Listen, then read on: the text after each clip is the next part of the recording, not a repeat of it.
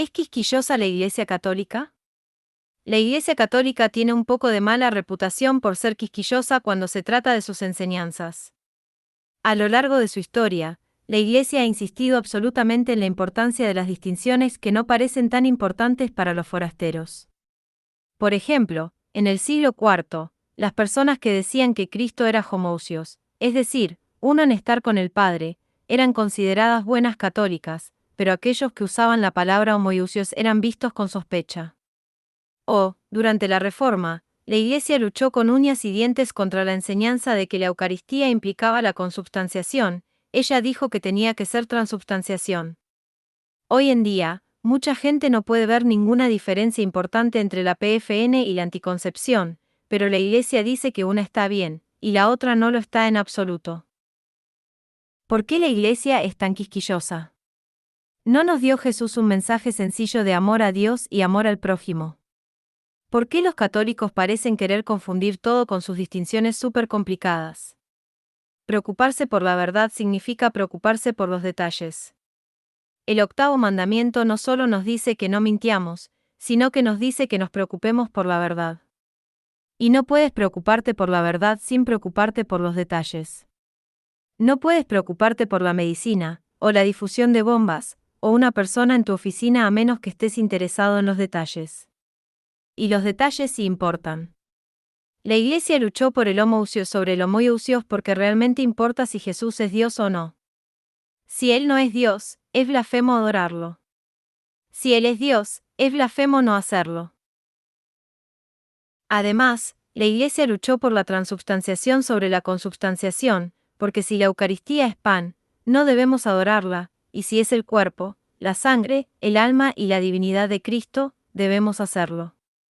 Hoy en día, la Iglesia prohíbe la anticoncepción y permite la planificación familiar natural porque una significa hacer algo para esterilizar y marchitar el amor entre un hombre y una mujer, y la otra no. ¿Te importa la verdad de lo que amas, lo que crees que es importante?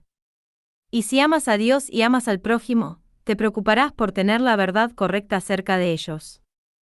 Y estarás agradecido por la claridad que ofrece la Iglesia Católica. Verdad y liderazgo. Muchas personas han escuchado la historia de cómo Dios visitó a Salomón e invitó al joven rey a pedir algo. Salomón pidió sabiduría, y Dios se complació tanto que no solo le dio a Salomón sabiduría, sino muchas otras cosas. Pero, ¿por qué pidió Salomón sabiduría? ¿Era solo para satisfacer su propia curiosidad privada, o para su propio disfrute privado? ¿Era para que pudiera hacerse rico, poderoso y famoso? No. Era porque era el líder de una gran nación, y sabía que no podía gobernarlos correctamente sin sabiduría. Así que escucha. O estás o estarás en una posición de autoridad o liderazgo. Usted puede ser el propietario o gerente de un negocio, el jefe de un equipo de profesionales médicos, el director de una escuela o un maestro en un salón de clases, puede ser un sacerdote y párroco de una parroquia, y lo más probable es que sea el jefe de un hogar, un padre o una madre, un abuelo o una abuela. Y esta es la lección de la sabiduría de Salomón: un líder debe ser más sabio, debe estar más comprometido con la reflexión sobre la verdad, que todos los demás. Porque un gobernante no solo necesita la verdad para guiar sus propias acciones, sino que necesita la verdad para guiar las de otras personas. Y no adquirirá esa verdad, ni esa sabiduría, a menos que dé prioridad a buscarla de Dios en la oración y se comprometa a ejercitar su intelecto en la disciplina del estudio. Un líder debe ser lo suficientemente humilde como para priorizar tanto la oración como la disciplina intelectual del estudio. Las verdades sobre las que debe reflexionar un líder. Entonces, ¿cuáles son las verdades sobre las que todo líder necesita reflexionar continuamente? En primer lugar, necesita pensar en el propósito de la comunidad que gobierna. ¿Por qué existe esta comunidad? ¿Qué significa para esta comunidad florecer? Una escuela, por ejemplo, existe para facilitar el pleno florecimiento humano de los estudiantes. Un negocio existe para servir al bien común de una manera que sea sostenible para el propio negocio. Una familia existe para cultivar las virtudes humanas y teologales. En otras palabras, una familia existe sobre todo para ser santos felices para el mundo y para la Iglesia. En segundo lugar, el líder debe pensar en los individuos de la comunidad que gobierna. ¿Qué persona necesita aliento? ¿Qué persona necesita una reprimenda cuidadosa? ¿Qué persona necesita más dirección? ¿A qué persona hay que dejarla en paz? Y lo que es más importante, ¿a qué persona necesitas demostrar que te gusta? ¿Qué persona necesita saber que su superior está contento con él? Para saber estas cosas, necesitarás conocer a Dios y a las personas de las que eres responsable, y eso significa tiempo con ambos. Por último, cada líder debe pensar en su propio carácter. Si eres el líder, debes preguntarte continuamente dónde te sientes tentado a ser egoísta, negligente, impulsivo e impetuoso. ¿Dónde corres el peligro de perder la perspectiva? ¿Y dónde te has equivocado? De hecho, ¿dónde necesitas disculparte? Porque el primer paso hacia la sabiduría del gobernante, como muestra la historia de Salomón, es reconocer tus propias limitaciones. La verdad de que Dios está a cargo y que Él te ha puesto a ti a cargo finalmente, como lo deja claro la historia de Salomón, el gobernante sabio debe estar continuamente en relación con Dios, meditando en la verdad acerca de Él y pidiéndole sabiduría. Esto trae una gran paz al gobernante porque incluso si no tomas las mejores decisiones cada vez para tu familia, o cualquier otro grupo de personas que estés a cargo, siempre es útil recordar que, en última instancia, Dios está a cargo. Él te ha puesto a cargo y quiere que ejerzas tu autoridad lo mejor que puedas, pero Él es el único que puede arreglar las cosas de una manera que complemente tus fracasos. Contemplar esa verdad nos da el valor para confiar y el valor para hacer lo mejor que podamos, por inadecuado que sea, para nuestras familias y subordinados. La virtud que traduce la verdad en acción es la prudencia y Tomás de Aquino dice que la prudencia es necesaria sobre todo para el líder. La prudencia es el arte de tomar buenas decisiones. Hay 3 pasos para la prudencia: delibere, reúna toda la información relevante y sopese los pros y los contras. Sé lo suficientemente humilde como para consultar con aquellos que tienen más experiencia y conocimiento en el asunto en cuestión. Toma consejo con Dios. Orar. Pregúntale qué hacer y escúchalo. Toma una decisión. Separe la información relevante de la irrelevante, reduzca y elimine las opciones. Luego toma una decisión, porque esa es la responsabilidad del líder, de asumir la responsabilidad y decidir. Actúe y siga hasta el final. Hay 3 peligros que hay que evitar: el juicio precipitado, el fracaso de pensar antes de actuar, mirar antes de saltar. La indecisión, la falta de decisión.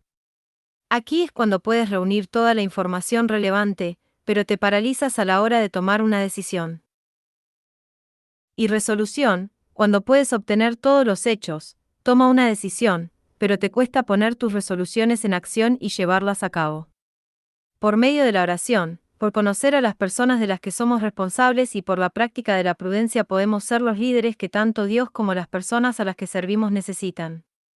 Verdad y menos que verdad. Estamos meditando sobre el 8º mandamiento y la importancia de la verdad, porque la verdad merece ser defendida del error que la ataca y tenemos la responsabilidad de difundir la verdad. Sin embargo, no debemos tratar nuestras opiniones, preferencias personales y costumbres como una verdad universal. Cuando hacemos eso, nos volvemos muy molestos y en realidad hacemos daño a la verdad. A menudo, nos apasiona más difundir y defender nuestras opiniones y preferencias que la verdad, por lo que necesitamos saber la diferencia entre lo que es verdad y lo que es menos que verdad. ¿Qué quiero decir con verdad? Cuando nuestra mente entiende correctamente la realidad, tenemos la verdad. Me refiero a cuando sabemos la forma en que algo realmente está fuera de nuestras mentes. Cuando observamos algo con precisión, cuando razonamos sobre algo válidamente y cuando aceptamos el testimonio de testigos confiables, tenemos la verdad. ¿Qué es menos que la verdad? Bueno, cosas como opiniones, o preferencias, o simplemente costumbres. Estas no son cosas malas, pero no son el estándar de la verdad. Diferentes personas tienen diferentes opiniones, preferencias y costumbres, y no hay mucho más que decir al respecto. Entonces, aquí está la pregunta: ¿cómo debemos lidiar con la verdad, y en qué se diferencia de la forma en que se supone que debemos lidiar con las opiniones, preferencias y costumbres, esas cosas que son menos que la verdad? Lo que contradice la verdad es el error cuando se trata de cosas que son menos que la verdad, preferencias, costumbres y opiniones. Alguien puede contradecirlas sin necesariamente estar equivocado. Si yo prefiero los coches azules y alguien más prefiere los coches rojos, nadie tiene por qué estar equivocado. Si los estadounidenses ponen mantequilla de maní en sus sándwiches y los europeos ponen Nutella en sus sándwiches, no tiene sentido decir que un grupo está equivocado o tiene razón. Pero con la verdad, si dos personas están diciendo cosas contradictorias, entonces una de ellas tiene que estar equivocada. Si un niño dice 2 más 2 igual a 4, y otro niño dice 2 más 2 igual a 5, uno de ellos está equivocado. Si una persona dice que la Tierra es plana y otra dice que es redonda, entonces una de ellas tiene que estar equivocada. Por lo tanto, si algo es la verdad, merece ser difundido, pero también merece ser defendido del error. No hay alternativa. La verdad es incompatible con su negación y en la confrontación de la verdad y el error, tenemos que decidir de qué lado vamos a estar. Solo la verdad puede ser la base de la relación, por lo tanto, muchas personas, incluso las personas que van a la iglesia, tratan su propia religión como si fuera menos que la verdad, menos que el conocimiento, como si fuera solo una cuestión de opinión, preferencia personal o costumbre. Porque no quieren difundir su fe y si su fe fuera una cuestión de verdad, saben que tendrían que hacerlo. Y no quieren ver a otras religiones como si estuvieran equivocadas, lo cual, por supuesto, sería el corolario de ver su propia fe como verdadera. Pero la cosa es que, si nuestra fe no tiene que ver con la verdad, entonces es solo una triste ilusión. Supongamos que hay alguien que conoces en el trabajo que siempre está mencionando a su esposa e hijos en la conversación, aunque nunca los hayas conocido. Entonces supongamos que una tercera persona se acerca a tu amigo y le dice, ¿sabes qué? No creo que tu esposa y tus hijos sean reales. No creo que existan realmente. Sería raro que alguien dijera eso. Pero, ¿sabes qué sería aún más extraño? Si el chico original respondiera diciendo, sí, bueno, quién sabe. Quiero decir, me gusta pensar que tengo esposa e hijos, pero ¿cómo podría alguien saberlo con certeza? De todos modos, me ayuda a pasar el día y, después de todo, todos estamos tratando de darle sentido a este mundo loco a nuestra manera. Uno pensaría, vaca sagrada. En realidad no tiene familia. Todo era solo su patética fantasía. De la misma manera, o nuestra fe es un conocimiento genuino de la verdad, o es una fantasía patética.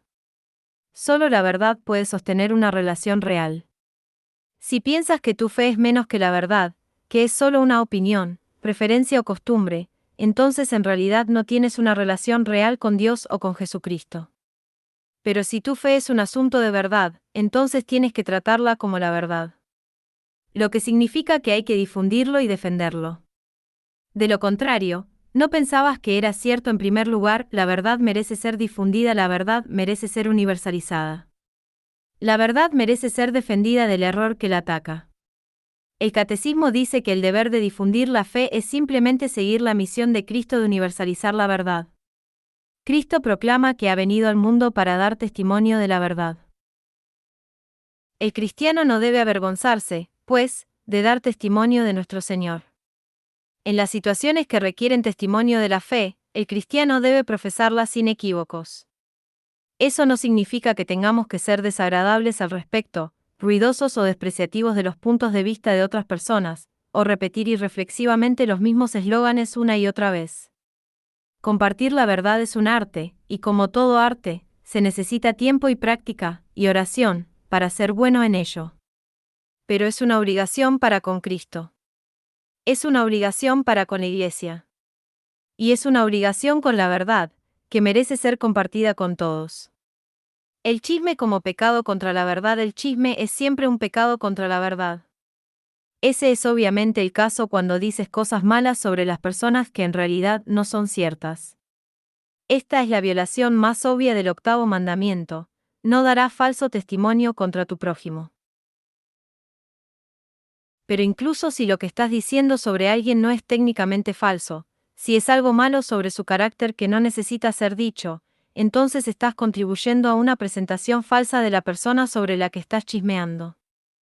Cada persona es una imagen de Dios, alguien destinado a la divinización, compartiendo la vida divina de Dios como su hijo o hija para siempre. Es alguien con infinitas posibilidades y tan valioso que Dios dio su vida por él o por ella. Y cuando te deleitas en resaltar las partes defectuosas de una persona, estás trabajando para oscurecer esta verdad de su valor infinito. Estás cometiendo el pecado del reduccionismo, que significa tratar a alguien como menos de lo que realmente es. Y el chisme es, de alguna manera, la peor forma de reduccionismo que existe porque significa reducir a alguien solo a sus aspectos malos o ridículos. Y presentar a alguien principalmente bajo sus cualidades deshonrosas, eso es simplemente atacar la verdad más fundamental acerca de ellos, la gravedad de los chismes. Tomás de Aquino insiste en que el chisme puede ser un pecado mortal. Después de todo, dice, el robo podría ser un pecado mortal porque le estás robando a alguien su propiedad. Pero la gente se preocupa más, dice Tomás de Aquino, por su buen nombre que por su propiedad. Así que básicamente se trata del peor tipo de robo que puedes cometer contra una persona cuando le quitas su buen nombre. Los monjes de la iglesia primitiva solían decir que era mejor seguir adelante y comer carne en los días de ayuno que comer la carne de tu hermano a través de chismes.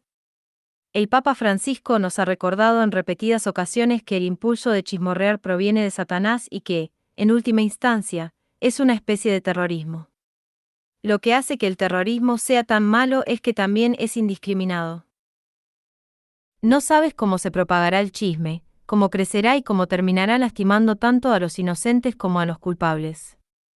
Cuenta la historia que San Felipe Neri hizo una extraña penitencia a una mujer que confesó chismes. Le dijo que subiera al campanario de una iglesia, rasgara una almohada de plumas y extendiera las plumas a los 4 vientos. Luego le dijo que fuera a recoger las plumas si podía. Por supuesto, no podía. Una vez que chismes, no sabes el daño que hará. Ese es el terrorismo indiscriminado de hablar mal de tu hermano o hermana. Es aún peor cuando es en contra de la autoridad. El chisme siempre es malo, pero es peor de todo cuando va en contra de la autoridad. Santo Tomás de Aquino cita la línea del libro de Proverbios 30, 17. A la persona que se burla de su padre o de su madre, los cuervos le sacarán los ojos y los buitres se los comerán. Luego dice, este versículo se aplica a aquellos que se burlan y chismorrean acerca de aquellos que son autoridades legítimas sobre sus vidas. A veces tenemos que ser críticos con la autoridad, o incluso con los que tienen autoridad. Pero cotillear sobre ellos, criticar, burlarse o divulgar innecesariamente información escandalosa sobre ellos, eso es realmente malo. Eso socava la estructura de autoridad que toda comunidad necesita para sobrevivir. Así que si chismorreas contra la autoridad en una familia, no es solo un pecado contra la caridad y la verdad, sino contra el bien de la familia. Si chismes sobre política, no es solo un pecado contra la caridad y la verdad, sino una verdad contra tu país. Y si chismes sobre los sacerdotes, los obispos y el Papa, no es solo un pecado contra la caridad y la verdad, sino un pecado contra la Iglesia. El libro de Eclesiástico es claro y fuerte en su condena de los chismes. Dice, 19, 6 ss, aborreciendo el chismorreo, el hombre evita el mal. Nunca repitas lo que te digan y no sufrirás ningún daño. Ya sea a un amigo o a un enemigo, no hables de ello. A menos que sea pecaminoso no hacerlo, no lo reveles. Se os escucharía, luego se desconfiaría de vosotros, y a su debido tiempo se os odiaría. ¿Has oído algo? Deja que muera contigo. No te preocupes, no te reventará. Un necio sufrirá dolores de parto por algo que se le diga, como una mujer que da a luz a un niño. Así que la palabra, chisme, puede abarcar muchas cosas, y hay muchos nombres tradicionales para diferentes tipos de chismes: puñaladas por la espalda, murmuraciones, cuentos, calumnias. Pero podemos resumir estos pecados como hablar mal de alguien cuando realmente no es necesario. Y este pecado no es solo un pecado contra la justicia. La razón por la que el catecismo pone el chisme bajo el 8º mandamiento es porque el chisme también es un pecado contra la verdad.